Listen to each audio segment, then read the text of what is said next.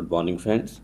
Recently आपने एक news सुना होगा where government plans umbrella commission in overhaul of higher education regulatory framework.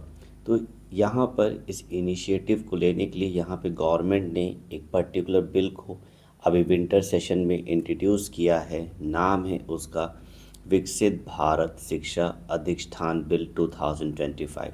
तो हम इस पर्टिकुलर लेक्चर में ये देखेंगे कि क्या इम्पोर्टेंट प्रोविज़न है इस पर्टिकुलर बिल के और गवर्नमेंट ने क्यों इसको इंट्रोड्यूस किया है। ओके, हालांकि इस बिल की इसलिए बहुत बात हो रही है क्योंकि बहुत लंबे समय से इस बिल का इंतज़ार था।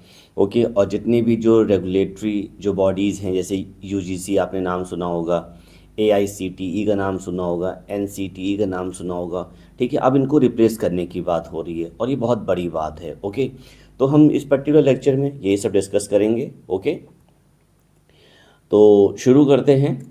तो ये जो पर्टिकुलर ये जो बिल है, okay, it is also the known as a higher education commission of India bill, और ये रिसेंटली इंट्रोड्यूस किया गया है in the winter session of the parliament ताकि हायर एजुकेशन सिस्टम को इम्प्रूव करा जा सके।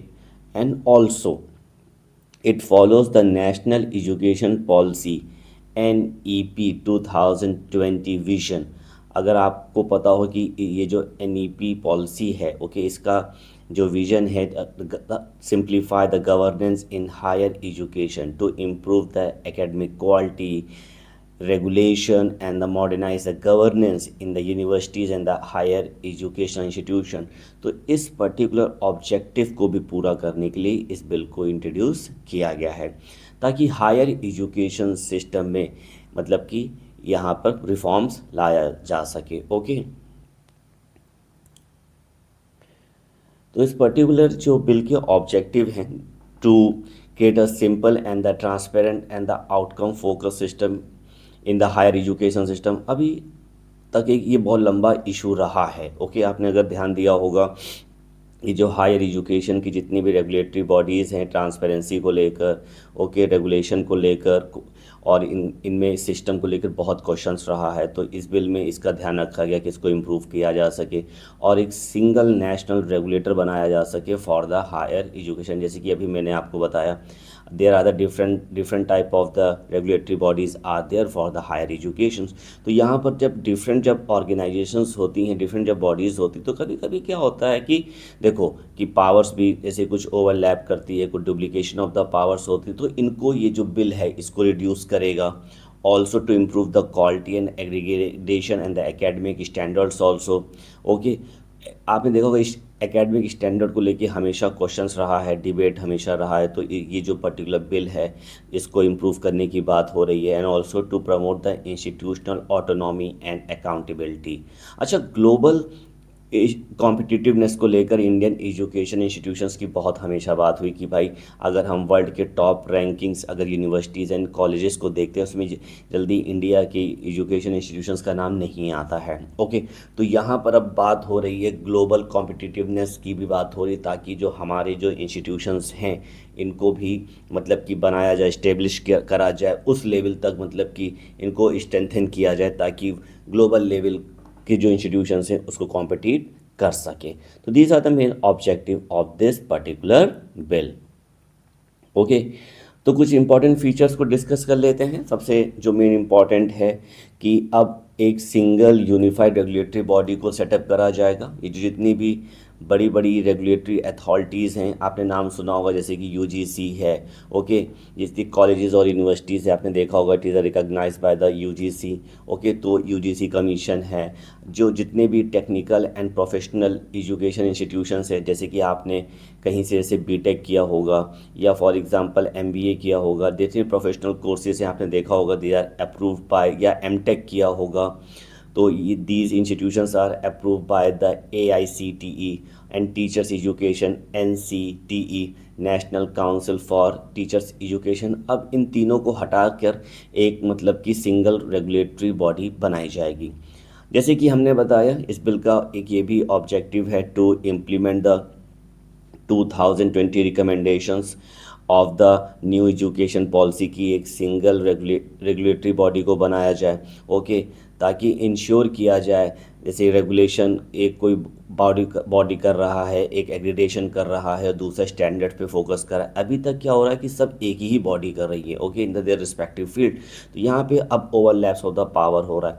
तो यहाँ पर अब ये जो एनईपी का जो विजन था कि भाई ये अलग अलग करना है, and also the graded the autonomy based on the institutional performance, जो जो ऐसा इंस्टीट्यूशन अच्छा परफॉर्म करेगा तो उसको भी रैंकिंग करी जाएगी और उसके बाद उसको भी ऑटोनॉमी दिया जाएगा, ओके। तो यहाँ पर एक चीज़ और भी ध्यान रखी गई है, outcome based learning and quality assurance, quality पे भी बहुत फोकस करा गया है, ओके। एग्रीगेशन सिस्टम को भी लाने की बात हो रही ताकि कि कॉलेज और यूनिवर्सिटीज़ की रैंकिंग भी करी जाए। स्ट्रेंथन द ट्रांसपेरेंसी ऑल्सो, ये भी बहुत इंपॉर्टेंट चीज़ है कि भाई जो भी कॉलेज यूनिवर्सिटीज़ और ये जो हायर एजुकेशन है इसके अंदर ट्रांसपेरेंसी लाई जा सके, ग्लोबल रैंकिंग को इम्प्रूव करा जा सके, and also to rise the enrollment number of the OBC, SC and ST students, okay, ये बहुत इंपॉर्टेंट चीज़ है in higher education, and also gender parity index को भी इम्प्रूव करा जा सके। तो ये मेन कुछ मतलब कि फीचर्स हैं इस पर्टिकुलर बिल में, ओके। अगर हम इंस्टीट्यूशनल स्ट्रक्चर की बात करें तो एक स्टैट्यूटरी बॉडी को सेटअप किया जाएगा, okay, single body that is the विकसित भारत शिक्षा अधिष्ठान, and it is chaired by the chairperson जो प्रेसिडेंट साहब अपने अपॉइंट करेंगे। और इस पर्टिकुलर बॉडी में 12 मेंबर्स रहेंगे, okay, different academics expert and officials रहेंगे, ओके। एंड यहाँ पर ये भी मतलब कि डिसाइड किया गया है कि यहाँ पर डिफरेंट इस बॉडी में, ओके, कि ये जो तीन जो अभी हमने आपको बताया कि जो बॉडीज़ हैं रेगुलेटरी बॉडीज़ हैं इनको रिप्लेस करके एक सिंगल अथॉरिटी बनाई जाएगी। इसका नाम हमने अब आपको बताया, इसी को ही मतलब कहा जाएगा unified higher education regulatory council, okay. तो इसका काम होगा कि different colleges, universities and higher education institution को ये कवर करेगा। लेकिन हाँ, यहाँ पर ये बात ध्यान रखनी होगी, medical and the law educational institutions अभी स्कोप से बाहर रहेंगे। तो जो इनके रिस्पेक्टिव जो अथॉरिटीज़ हैं, जो रेगुलेटरी बॉडी है, वो इनको मतलब कि रेगुलेट करेंगे। ये आपको ध्यान रखना है कि अभी these institutions are not covered under this. अच्छा, इसके अंदर यहाँ पर 3 इंडिपेंडेंट काउंसिल से बनाए जाएंगे। तो एक जैसे रेगुलेटरी काउंसिल है, एक एग्रीगेशन काउंसिल है, एक स्टैंडर्ड काउंसिल है, ताकि अपने अपने जो जो एरियाज़ हैं this council work very effectively and efficiently. This council consist of the 14 members. In these 14 members it include the eminent academician, expert and government nominees. यहाँ पर एक सिलेक्शन सर्च कम सिलेक्शन मतलब कि पैनल बनाया जाएगा जो इनके नेम्स को रिकमेंड करेगा और फिर प्रेसिडेंट साहब अपॉइंट कर देंगे for the fix tenure basis, okay. यहाँ पे जैसे कि मैंने आपको बताया कि ये डिफरेंट काउंसिल्स को सेटअप किया जाएगा, जैसे कि एक रेगुलेटरी काउंसिल है, एक एग्रीडेशन काउंसिल है और एक स्टैंडर्ड काउंसिल है। अब नाम से ही पता लग रहा होगा, जैसे रेगुलेटरी काउंसिल का काम है टू रेगुलेट, ओके, इनका काम होगा कि रेगुलेट करना और ये जो गवर्नमेंट के नॉर्म्स है इसको कंप्लायंस करना, ठीक है, and also to regulate the universities and the college. Accreditation council का काम होगा कि ताकि जो मतलब कि क्वालिटी बेसिस पे इंस्टीट्यूशंस को रैंकिंग करा जा सके, ओके, ताकि भाई उनको पता चल सके कि भाई इन्होंने जो भी परफॉर्मेंस करा हुआ है कि वो पूरा साल भर तो उसके बेसिस से क्या आउटकम है, ओके। तो और इससे मतलब कि बाद में भी भाई इनको मौका दिया जाए कि आप इम्प्रूव करिए, आपकी रैंकिंग है, क्वालिटी को इन्हेंस करिए। स्टैंडर्ड को मतलब कि सेटअप करने के लिए यहाँ की स्टैंडर्ड काउंसिल भी मतलब कि सेटअप किया जाएगा, ताकि जो कोर्सेज़ हैं जो मतलब जैसे कि फॉर एग्जांपल कोई पर्टिकुलर कोर्स है, जैसे फॉर एग्जांपल बीए है या बीएससी है, तो उसका क्या स्टैंडर्ड होगा, क्या सिलेबस होगा, क्या कैरिकुलम होगा, इसका बेंचमार्क सेटअप करने के लिए, जैसे कि टीचर्स कैसे होंगे, फैकल्टीज़ कैसी होंगी, उनका स्टैंडर्ड और बेंचमार्क सेटअप करने के लिए, okay, there is the standard council. तो अब अलग अलग काउंसिल्स को सेटअप करा गया, सबका अपना अपना वर्क स्कोप है, सबका अपना अपना ऑब्जेक्टिव है, ओके। अच्छा, ध्यान रखना है ये अभी तक जो ये पर्टिकुलर बिल पास किया जाएगा, it will cover the institution जैसे कि central universities, state universities and deemed universities, institutions of the national importance जैसे IITs, NITs and affiliated college also. Open and distance learning institutions, आपने इग्नू का जैसे नाम सुना होगा, बहुत पॉपुलर रहा है। There are the other institutions are also there, and online and the digital education institution.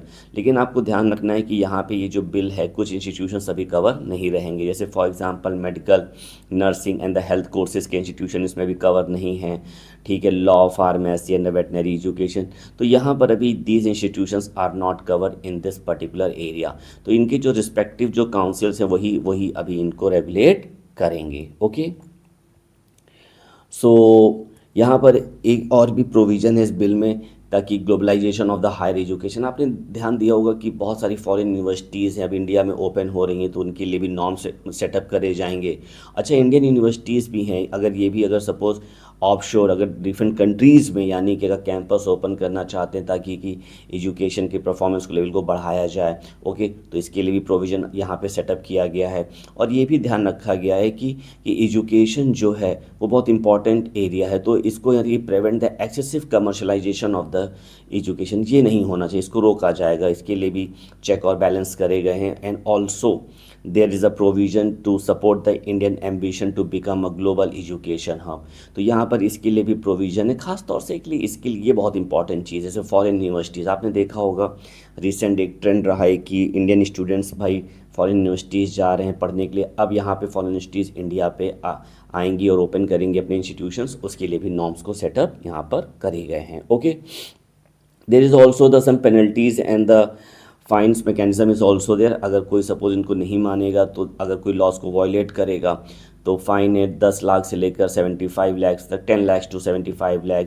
अच्छा, अगर फिर बाद में अगर नहीं फिर भी नहीं मान रहा है तो इंस्टीट्यूशन को भी बंद किया जा सकता है, ठीक है। Suspension of authority to grant a degree और डिप्लोमेट्स अगर रिकॉग्नाइजेशन नहीं है, okay. Even also the institution operating without the aggregation, तो हो सकता है 2 करोड़ तक की पेनल्टी लगाई जा सकती है।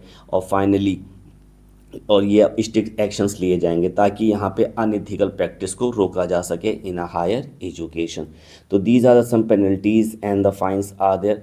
सो the significance of this particular bill is very simple and very effective, ताकि जो एजुकेशन क्वालिटी है उसको इम्प्रूव किया जा सके, ऑटोनॉमी को इंट्रोड्यूस करा जा सके, अकाउंटेबिलिटी को बढ़ाया जा सके, स्टैंडर्ड्स पैरामीटर को सेटअप करा जा सके, ओके, और सिस्टम में ट्रांसपेरेंसी लाया जा सके। तो these are the some important significance of this particular bill. And also global ranking को Indian institute to improve the quality of the education. तो these are the some important significance of this particular bill. हालांकि opposition का ये कहना है कि यहाँ पे कुछ मतलब कि एक्सेसिव सेंट्रलाइजेशन ऑफ पावर है, एंड ऑल्सो अपॉइंटमेंट को लेकर बात हो रही है। अभी अपोजिशन ने मतलब कि बात अपनी रखी है। क्रिटिक्स का भी यही कहना है कि यहाँ पर फिर क्या होगा कि फेडरल ऑटोनॉमी वो ख़त्म हो जाएगी, और अभी और डिबेट और डिस्कशन चाहिए इस बिल को पास करने के लिए। तो इसीलिए बात करी गई है कि इस पर्टिकुलर बिल को जेपीसी यानी जॉइंट पार्लियामेंट्री कमेटी को रिफ़र कर दिया जाए। अब देखते हैं फ्यूचर में क्या होगा। होप आपको टॉपिक समझ में आ गया होगा। तब भी अगर आपको कोई डाउट है तो आप हमें कमेंट बॉक्स में मैसेज कर सकते हैं। I will clear your doubt. Thank you to all of you. Have a nice day.